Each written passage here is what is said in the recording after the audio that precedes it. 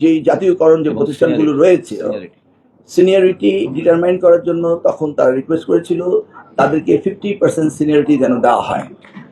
এই আবেদন তারা 383 জন করেছিল যে তাদেরকে যেন হেডমাস্টারের প্রমোশনটা দেওয়া হয়। এই মামলাটি তারা করেছিল 383 জন শিক্ষক 2017 সালে। এই মামলাটি আর নিষ্পত্তির কোনো চেষ্টা করা হয়নি, ওভাবেই ঝুলেছিল।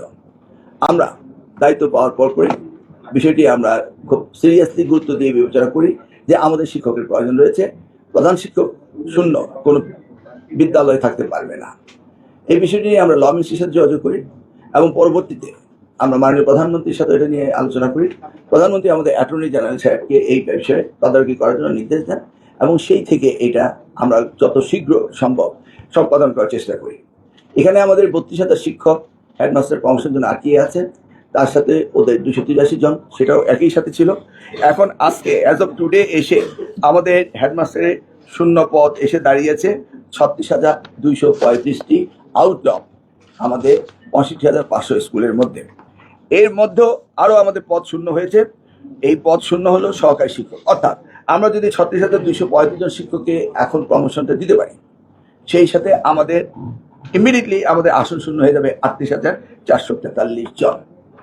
এই আবার কি শুরু আর কি শুরু হয়ে গেল? টাচ স্ক্রিন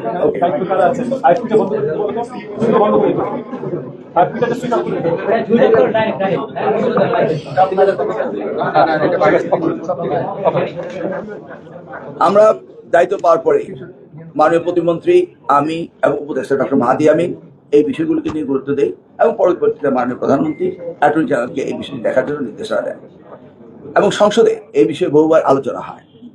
আলোচনার প্রেক্ষিতে মহামান্য আদালত মাননীয় অ্যাপিলেট ডিভিশন বিষয়টি অত্যন্ত গুরুত্ব সহকারে নেন এবং ইমিডিয়েটলি তারা রিজলভ করার জন্য গত সপ্তাহে তারা ডেট দিয়ে দেন, আজকে জুলাই মাসের 2 তারিখে, এবং অ্যাপিলেট ডিভিশনে এই মামলাটি অ্যাকসেপ্ট হয়েছে। অর্থাৎ আমরা আমাদের শিক্ষক নিয়োগের অধিকার ফেরত পেয়েছি।